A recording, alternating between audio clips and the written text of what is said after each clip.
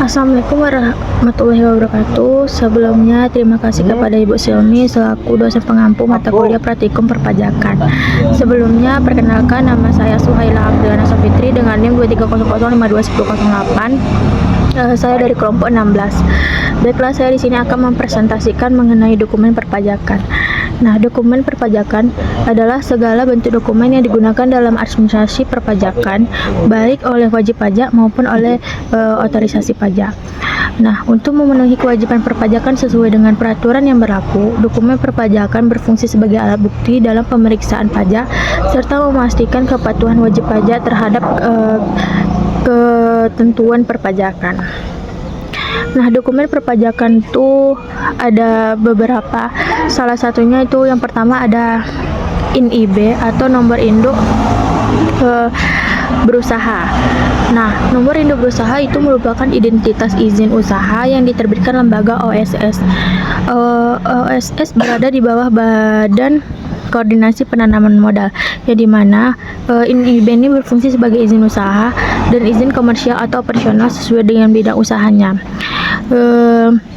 NIB ini juga berfungsi sebagai identitas usaha yang dikeluarkan melalui sistem OSS atau disebut Online Single Submission, dan menjadi syarat dalam lembaga administrasi termasuk pendaftaran NPWP Badan, pengukuhan sebagai PKP, serta pengajuan dokumen perpajakan lainnya. Tanpa NIB, usaha yang berbadan hukum atau berskala besar mungkin mengalami kesulitan dalam memenuhi kewajiban perpajakan seperti penerbitan faktur pajak atau pelaporan SPT. Nah, perlu teman ketahui kalau di usaha bakso Mas Hajo yang kelompok 16 laksanakan untuk kuliah praktikum ini sudah memiliki nomor induk berusaha. Mungkin teman-teman bisa lihat di slide PPT kami, ini adalah bentuk nomor induk berusaha. Nah, yang kedua itu ada dokumen NPWP. NPWP adalah nomor yang diberikan kepada wajib pajak sebagai sarana dan administrasi perpajakan, yang dimana dipergunakan sebagai tanda pengenal diri atau identitas wajib pajak dalam melaksanakan hak dan kewajiban perpajakannya, yang mana pada umumnya seorang pemilik perusahaan harus memiliki NPWP, yang dimana pada usaha bakso Mas Hajo ini sudah memiliki NPWP namun belum melakukan kewajiban untuk membayar pajak. Bisa teman-teman lihat di slide, ini adalah bentuk gambar NPWP. Lanjut, yaitu ada pajak bumi dan bangunan.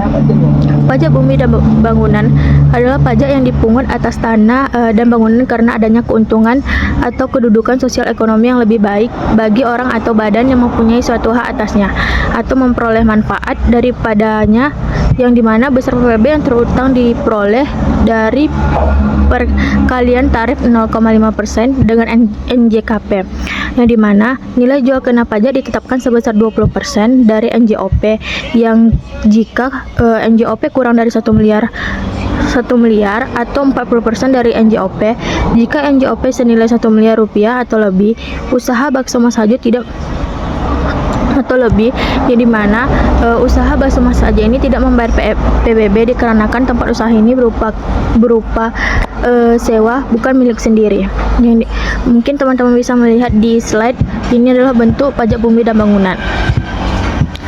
Lanjut, yaitu ada dokumen SSP, yang mana surat setoran pajak, yaitu surat yang merupakan bukti pembayaran atau penyetoran pajak yang telah dilakukan dengan menggunakan formulir atau telah dilakukan